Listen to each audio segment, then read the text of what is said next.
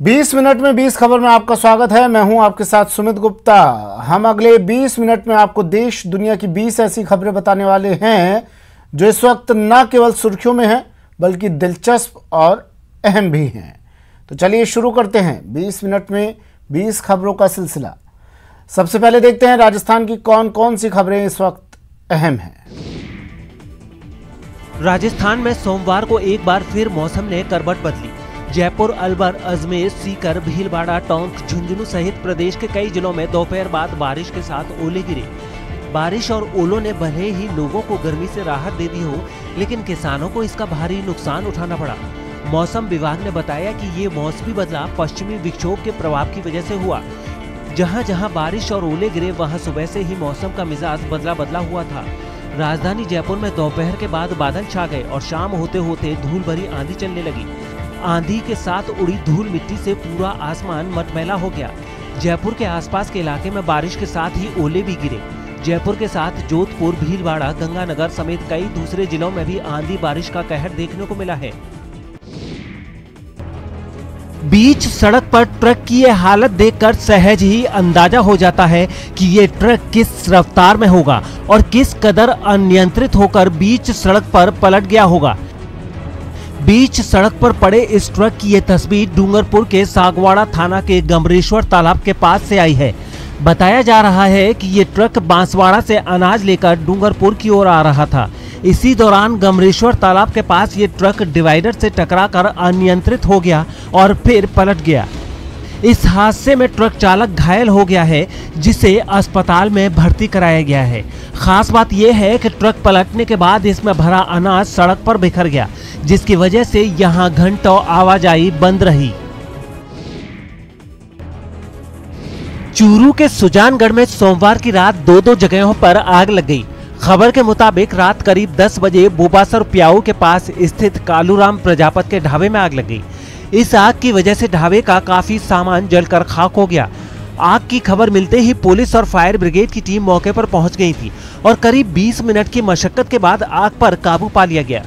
दूसरी ओर रेलवे फाटक संख्या 1 के पास ट्रांसफार्मर ने आग पकड़ ली, जिसके बाद वार्ड पार्षद मनोज पारीक ने नगर परिषद और पुलिस को मामले की जानकारी दी और फायर ब्रिगेड की टीम ने यहां पहुंचकर महज 20 मिनट में आग पर काबू पा लिया। शोरूम के पास ट्रांसफार्मर में आग लगी तो मैंने नगर परिषद आयुक्त साहब को फ़ोन किया। आयुक्त साहब ने फ़ोन नहीं उठाया। फिर सीआई साहब को फ़ोन किया, सीआई साहब ने फ़ोन नहीं उठाया।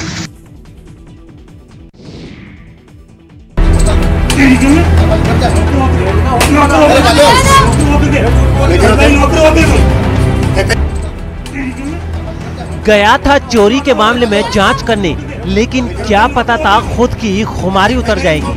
आरोप है वर्दी वाले ने घर में एक महिला से बदसलूकी कर डाली।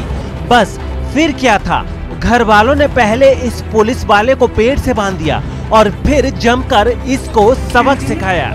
खाकी वाले की मरम्मत का ये वीडियो चित्तौड़गढ़ जिले के घोसुंडा क्षेत्र का है, जहां भैंस चोरी के एक मामले की जांच करने एएसआई श्यामलाल पहुंचा था, लेकिन घर की महिला से छेड़खानी का आरोप लगते ही घर वालों ने कानून के रखवाले को तहजीब के दायरे का सबक सिखा दिया। अंदर आकर और मरीज को ऐसी कोई गलत हरकतें करने लगा। फिर मैंने बोला ऐसे मत करो साहब, मैं मेरे पति के साथ में ऐसा नहीं किया, तो मैं आपके साथ में ऐसे फिर भगा यहाँ से, तो मेरे को छोड़ा के हाथ बाहर पक गया। तो वहाँ से मेरे मेन दरवाजा का रोड के दरवाजे के अंदर से इसको पकड़ लिया। वापस मैंने पकड़ के लिया, दवाई अंदर दिया। फिर मेरी पब्लिक में जो इकट्ठी होगी सारी। पाली के सिरियारी थाना इलाके से एक हैरान कर देने वाली खबर सामने आई है। यहाँ एक नाबालिग लड़की ने आत्महत्या करने की कोशिश की। इस लड़की का आरोप है कि ईमान मोहम्मद नाम के मोबाइल दुकानदार ने उसे पहले तो प्रेम जाल में फंसाया और फिर उसके साथ कई बार दुष्कर्म किया। पीड़ित लड़की ने जब लड़के के साथ जाने से इनकार किया तो लड़के ने कहा उसका तो यही काम है, भोली भाली लड़कियों को धोखा देना। इससे आहत होकर पीड़ित लड़की ने लड़के को वीडियो कॉल कर आत्महत्या की बात कही, जिस पर लड़के ने उसे आत्महत्या के लिए उकसाया और कहा कि वो देखना चाहता है लड़की कैसे जान देती है। इस घटना से पूरे इलाके के लोग गुस्से में हैं और आरोपी के खिलाफ पुलिस कार्रवाई की मांग की। पुलिस ने भी कार्रवाई करते हुए आरोपी को गिरफ्तार कर लिया है।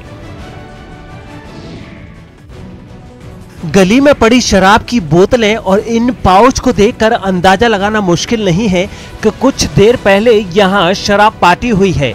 ये तस्वीरें भरतपुर के डीग कस्बे की सब्जी मंडी की हैं, जहाँ के लोगों का कहना है कि कुछ लोग रोजाना यहाँ खुले में शराब पीते हैं और इन शराबियों की वजह से गली मोहल्ले की लड़कियों और महिलाएं बाहर निकलने से डरने लगी हैं। यो बताओ, तुम्हें शर्म नहीं है या दारू पीते हो? हैं? कहाँ भाग रहा है ये बोतल लेके? ये देखो, ये दारू पे भैया से मिलवाती हूँ आज तुम्हें मैं। शराब पीकर हुड़दंग करने वाले ऐसे लोगों की खबर मिलने के बाद समाज सेवी मोनिका जैन भी मौके पर पहुंची और लोगों को चेतावनी दी कि अगर किसी ने फिर से खुले में शराब पी तो फिर वो पुलिस बुलाएंगी।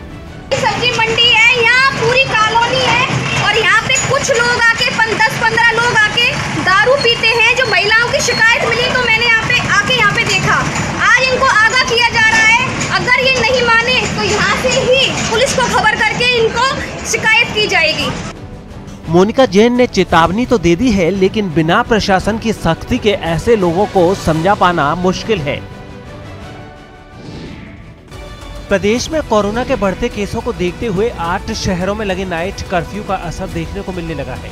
नाइट कर्फ्यू के दौरान रात 11 से सुबह 5 बजे तक आवश्यक सेवाओं को छोड़कर सभी गतिविधियों पर पाबंदी लगाई है, जो 31 मार्च तक रहेगी। सोमवार रात जयपुर में नाइट कर्फ्यू का मिला जुला असर दिखाई दिया। शहर के कई इलाकों में तो 10 बजे से पहले ही दुकानों के शटर नीचे हो गए, जबकि कुछ जगहों पर रात 11 बजे तक भी लोगों की आवाजाही रही। जयपुर के साथ साथ अजमेर, भीलवाड़ा, जोधपुर, कोटा, उदयपुर, सागवाड़ा और कुशलगढ़ में नाइट कर्फ्यू लगाया गया है। होली नजदीक आने के साथ ही ब्रिज क्षेत्र में होली की धूम मची हुई है और जगह जगह होली मिलन समारोह के आयोजन हो रहे हैं।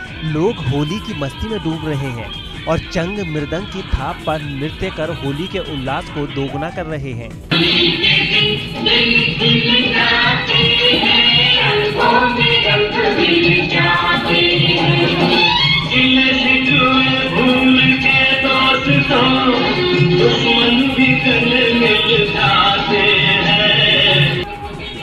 ऐसी ही होली मिलन समारोह की कड़ी में ये तस्वीरें भरतपुर की हैं, जहां श्री बांके बिहारी सेवक ट्रस्ट की ओर से होली मिलन कार्यक्रम का आयोजन हुआ। इस कार्यक्रम के दौरान कलाकारों ने होली के गीत सुनाकर सभी को मंत्रमुग्ध कर दिया। 20 मिनट 20 खबर में आप देख लेते हैं कुछ दूसरे राज्यों की खबरें। मध्य प्रदेश बस की आमने सामने से हुई टक्कर में 13 लोगों की मौत हो गई। मरने वालों में ऑटो ड्राइवर के साथ इसमें बैठी 12 महिलाएं भी शामिल हैं। सभी महिलाएं रात को आंगनबाड़ी में स्कूली बच्चों के लिए खाना बनाकर लौट रही थी। बताया जा रहा है कि 9 महिलाओं और ऑटो ड्राइवर की मौके पर ही मौत हो गई थी, जबकि 3 महिलाओं की मौत अस्पताल ले जाते वक्त रास्ते में हुई। जो ऑटो हादसे का शिकार हुआ है वो ग्वालियर से मुरैना रोड पर चमन पार्क की तरफ जा रहा था, जबकि बस मुरैना से ग्वालियर आ रही थी और ये हादसा आनंदपुर ट्रस्ट अस्पताल के सामने हुआ। मुख्यमंत्री शिवराज सिंह चौहान ने इस हादसे पर दुख जताया है और मृतकों के परिजनों को 4-4 लाख रुपए की आर्थिक मदद करने की घोषणा भी की है। तेलंगाना के सूर्यापेट जिले से रोंगटे खड़े कर देने वाला एक वीडियो सामने आया है। यहाँ कबड्डी मैच के दौरान लकड़ी के तख्तों से बनी एक गैलरी अचानक नीचे गिर गई, जिसमें उस पर बैठे लोग एक दूसरे के ऊपर गिर गए। इस हादसे में 100 लोग घायल हो गए, जिनमें कई लोगों की हालत गंभीर बनी हुई है। जिस वक्त ये हादसा हुआ उस समय वहाँ बड़ी संख्या में लोग कबड्डी मैच देख रहे थे। तभी लकड़ी से बना एक स्टैंड भर-भराकर नीचे गिर गया, जिसके बाद वहाँ चीख पुकार मच गई। घायल हुए लोगों को तुरंत ही नजदीक के अस्पताल ले जाया गया। बताया जा रहा है कि क्षमता से ज्यादा लोगों के बैठने की वजह से ये हादसा हुआ। पश्चिम बंगाल के आसनसोल दक्षिण सीट से टीएमसी उम्मीदवार सायनी घोष बिजली और पानी की मांग पर प्रदर्शन कर रहे लोगों के बीच फंस गईं। सायनी घोष इस इलाके में प्रचार के लिए पहुंची थी और वो वहां लोगों से टीएमसी को वोट देने की अपील कर रही थी। तभी उन्हें सड़क की एक ओर प्रदर्शनकारियों की भीड़ नजर आई तो वो भी तेजी से नारेबाजी कर रहे लोगों की तरफ बढ़ गईं। लोगों के पास पहुंचकर कुछ देर तक सायनी घोष चुपचाप खड़ी रही। फिर उन्होंने लोगों से उनकी परेशानी के बारे में पूछा। प्रदर्शनकारियों ने चेतावनी दी कि अगर उनके इलाके में बिजली और पानी की समस्या को दूर नहीं किया गया तो विधानसभा चुनाव का बहिष्कार करेंगे। सायनी घोष बहुत देर तक प्रदर्शनकारियों से घिरी रही और बाद में उन्होंने हंगामा कर रहे लोगों को हर संभव मदद का भरोसा दिया। दिल्ली की सनलाइट कॉलोनी की एक गली में आईटीबीपी के ये जवान पिछले 3 दिनों से तैनात हैं और पूरे इलाके में जबरदस्त तनाव के हालात हैं। इस डर के माहौल की वजह एक शादी है जिसमें लड़के और लड़की ने परिवार वालों की मर्जी के खिलाफ जाकर शादी की, जिसके बाद बवाल शुरू हो गया और लड़की के परिवार के लोग और रिश्तेदारों ने लड़के के घर पर हमला कर दिया। हमले की वारदात सनलाइट कॉलोनी में लगे सीसीटीवी कैमरों में रिकॉर्ड हो गई। गली में घुसी भीड़ तोड़फोड़ करती साफ दिखी। हमलावरों ने लोगों के घरों में जबरन घुसने की कोशिश भी की और गली में रखा सारा सामान तोड़ने की कोशिश की। हमलावरों के जाने के बाद गली में कई स्कूटर और मोटरसाइकिल गिरे हुए दिखे। इन्हें हमलावरों ने तोड़ने की कोशिश की थी। घर के बाहर रखे कूलर भी तोड़े गए थे। पुलिस भी घटना के पीछे प्रेम विवाह को ही वजह मान रही है। अलग अलग समुदाय के लड़का और लड़की ने शादी की थी और मन मुताबिक प्रेम विवाह किया था, जिसके बाद यहाँ पर माहौल तनातनी का हो गया था। सीसीटीवी फुटेज की जांच करने के बाद पुलिस ने 4 आरोपियों को गिरफ्तार कर लिया, जबकि कई आरोपी अभी भी फरार हैं। घटना के वक्त लड़के का परिवार घर पर नहीं था, लेकिन आईटीबीपी के जवानों की तैनाती के बाद लड़के के माँ बाप अपने घर लौट आए हैं।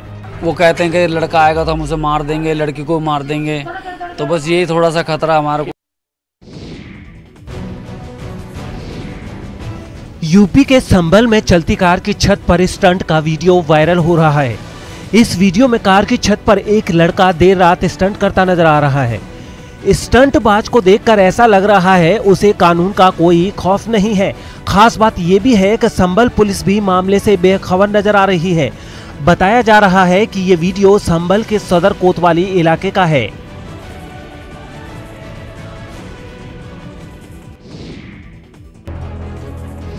जम्मू कश्मीर के कुपवाड़ा से रोंगटे खड़े कर देने वाली एक तस्वीर सामने आई है।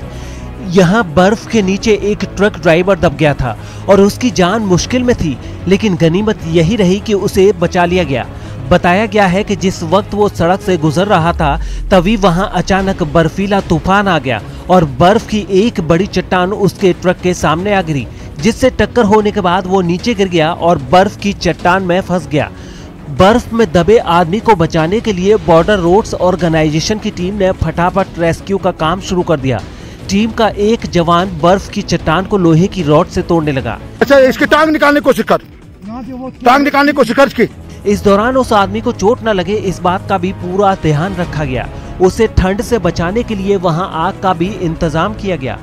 बाबू इसके ऊपर नहीं गिरना, बर्फ ऊपर नहीं गिरना इसके, क्योंकि इसकी टांग पहले बहुत ठंडी हो गई। ये आराम से बिल्कुल।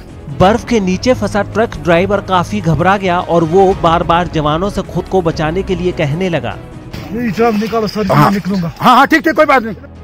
काफी देर की मेहनत के बाद उसे इस मुसीबत से बाहर निकाल लिया गया और उसकी जान बचा ली गई। हिमाचल प्रदेश के मनाली में करीब 2 महीने बाद फिर रुक रुक कर बर्फबारी हुई है, जिससे यहाँ आने वाले पर्यटकों के चेहरे खिल उठे हैं। हालांकि पर्यटकों की सुरक्षा को देखते हुए जिला प्रशासन ने अटल टनल और रोहतांग पास को बंद जरूर कर दिया है। बर्फ गिरने की वजह से मनाली की सड़कों पर फिसलन की समस्या खड़ी हो गई है, जिससे लोगों को सावधानी बरतने की सलाह दी गई है। बर्फबारी के बाद यहाँ की सड़कें, पेड़ पौधे, गाड़ियों की छत, पहाड़ों की ऊंची ऊंची चोटियां और मकानों की छत सब कुछ बर्फ की सफेद चादर से ढका दिखा। मनाली घूमने पहुंचे कई लोगों ने बर्फ के गोले बनाकर एक दूसरे पर फेंके और बदले मौसम का लुत्फ उठाया। मौसम की करवट लेते यहाँ पर बर्फबारी का दौर शुरू हो चुका है। किस तरह पर्यटक जो यहाँ पर बर्फ के बीच और जमकर बर्फ का लुत्फ ले रहा है। अचानक बर्फ गिरने से वहां पहुंचे पर्यटकों के चेहरे खिल उठे। कुछ पर्यटकों ने बर्फबारी के बीच उसी बर्फ से स्नोमैन भी बनाया। बहुत ही मजा आ रहा है। We are enjoying a lot, क्योंकि फर्स्ट टाइम हमने ऐसा लाइव वीडियो स्नोफॉल देखा है। बरसाना के प्रमुख श्रीजी मंदिर में बड़े ही धूमधाम से लड्डूमार होली खेली गई। बरसाना की लठमार होली से ठीक एक दिन पहले खेली जाने वाली इस लड्डू होली का ब्रिज में अलग ही महत्व है।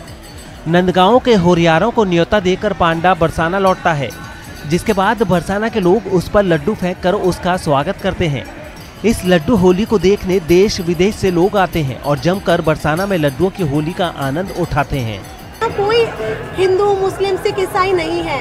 यहाँ पर हर मजहब के लोग एक दूसरे को रंग लगाते हैं और होली बनाते हैं, इसीलिए ये बरसाना है। यहाँ पर लड्डुओं की बरसात हो रही है, पांडा का जो है मुंह मीठा कराया जा रहा है। कल बरसाना में जो है लठामार होली का आयोजन है, जिसको देखने के लिए देश विदेश से लाखों की संख्या में श्रद्धालु और आएंगे और जो यहाँ पर अपने आप में प्रेम का एक अनोखा नज़ारा देखने को मिलेगा। चलिए अब देख लेते हैं अंतर्राष्ट्रीय जगत की कुछ अहम खबरें। अमेरिका के कोलोराडो के वॉल्टर इलाके के एक सुपरमार्केट में हुई फायरिंग में 10 लोगों की मौत हो गई। बताया जा रहा है कि एक शख्स ने यहां अंधाधुंध फायरिंग की, जिसमें 10 लोगों की मौत हो गई। इन मृतकों में एक पुलिस अधिकारी भी शामिल है। सुपरमार्केट में फायरिंग की जानकारी मिलते ही पुलिस वाले और अधिकारी वहां पहुंच गए थे। स्वात टीमों ने स्टोर को चारों ओर से घेर लिया और 3 हेलीकॉप्टर भी घटनास्थल पर पहुंचे। इसके बाद पुलिस अधिकारियों ने आरोपी से कहा कि बिल्डिंग को चारों तरफ से घेर लिया गया है, वो सरेंडर कर दे। हालांकि इसके बाद पुलिस को अंदर जाना पड़ा और संदिग्ध को किसी तरह से काबू में लिया गया। इस पूरी वारदात के कई वीडियो फुटेज भी वायरल हो रहे हैं, जिसमें कई लोग जमीन पर गिरे दिखाई दे रहे हैं। म्यांमार के मैंडले शहर से सांसें अटका देने वाला एक वीडियो सामने आया है। इस वीडियो ने सत्ता की सनक में सितम ढा रही सेना की काली करतूत एक बार फिर दुनिया के सामने ला दी है। अपना रास्ता साफ करने के लिए म्यांमार की सेना अब तक करीब 250 लोगों को मौत के घाट उतार चुकी है, लेकिन अब भी वो निहत्ती जनता का खून बहाने से बाज नहीं आ रही। इस बार म्यांमार में सुरक्षा बल के टॉर्चर का जो सबूत सामने आया है, उसमें एक सुनसान सड़क पर 2 मोटरसाइकिलें चलती नजर आईं, लेकिन तभी गोली की आवाज सन्नाटे को चीरती हुई इलाके में गूंज उठी और अगले ही चंद पलों में बाइक सवार बेदम होकर सड़क पर गिर पड़ा। शोर शराबा सुनकर पुलिस वालों की एक टोली तुरंत भागती हुई आई और घायल के इर्द गिर्द जमावड़ा लगाकर खड़ी हो गई। इसके बाद जो तस्वीरें सामने आई, उनमें वो बाइक सवार सड़क पर बैठा हुआ नजर आया। शुक्र रहा कि गोली उसके लिए जानलेवा साबित नहीं हुई, लेकिन हैरानी की बात ये थी कि पुलिस वालों ने उस घायल पर भी रहम नहीं खाया और स्ट्रेचर मंगाना तो दूर, पुलिस उसे उसके पैरों पर चलाकर अपने साथ ले गई। यूक्रेन की राजधानी कीव में जेल में बंद एक ब्लॉगर और सामाजिक कार्यकर्ता सर्हिय स्टरनेंको के जन्मदिन पर हजारों की भीड़ ने एक बार फिर राष्ट्रपति के दफ्तर पर धावा बोल दिया। भ्रष्टाचार के खिलाफ आवाज उठाने वाले ब्लॉगर को अपहरण और मारपीट के आरोप में पिछले महीने 7 साल की सजा सुनाई गई, जिसके खिलाफ राजधानी समेत कई इलाकों में हिंसक प्रदर्शन हुए और इस बार भी सर्हिय स्टरनेंको के समर्थकों और चाहने वालों का हुजूम राष्ट्रपति के दफ्तर के बाहर जुट गया। हाँ, इस बार उन्होंने सर्हिय के जन्मदिन की खुशी में जमकर पटाखे जरूर फोड़े।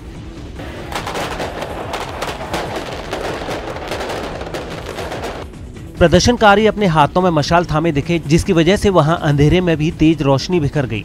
प्रदर्शनकारी राष्ट्रपति के दफ्तर के एक गेट को भी तोड़ने की कोशिश करते दिखे और जब वो नाकाम रहे तो उन्होंने इमारत की खिड़कियां तोड़ दी। कई लोगों ने आरोप लगाया कि सर्हिय स्टरनेंको को झूठे केस में फंसाकर जेल में डाला गया। उन्होंने सर्हिय के समर्थन में जमकर नारे लगाए और उन्हें रिहा करने की मांग भी दोहराई। प्रदर्शनकारियों ने उन्हें रिहा करने तक अपना आंदोलन जारी रखने की चेतावनी भी दी है। Підтримати Стерненка, якого ув'язнили абсолютно незаконно і неправомірно. ऑस्ट्रेलिया के न्यू साउथ वेल्स में भारी बारिश के बाद वहां के कई इलाकों में बाढ़ के हालात बन गए और इस हालात में वहां कई परिवार बेघर हो गए। मूसलाधार बारिश के बाद इस इलाके में पानी भर गया। ऐसी कोई भी जगह नजर नहीं आई जहां पानी ने अपना डेरा न जमाया हो। जहां तक नजर गई वहां पानी और बर्बादी का मंजर ही दिखाई दिया। लोगों के घर बार, सामान, गाड़ियों सब सैलाब में समा गए। रास्तों पर सैलाब का पानी नदियों की तरह बहने लगा। हालात ये हो गए कि सड़क और नदी के बीच का फर्क ही मिट गया। सड़कों पर पानी भर जाने से कई लोग रास्तों में ही फंस गए और मदद का इंतजार करने लगे। एक तस्वीर में तो एक गाड़ी पानी में तैरती नजर आई। सैलाब के सितम ने लोगों को उनके घरों में कैद होने पर मजबूर कर दिया। The latest weather forecast we have suggests that the rainfall will continue into Thursday. बारिश से हालात इस कदर बिगड़ गए कि वहां के कई बांध का पानी खतरे के निशान से ऊपर बहने लगा, जिसकी वजह से वहां के कई इलाकों में तबाही का खतरा पहले से और ज्यादा बढ़ गया। यही नहीं, वहां की कई नदियों ने भी रौद्र रूप ले लिया। कुदरत के इस प्रकोप के बीच राहत बचाव की टीमें पूरी तरह मुस्तैद नजर आईं। बुलेटिन में फिलहाल इतना ही, दीजिए इजाजत, नमस्कार।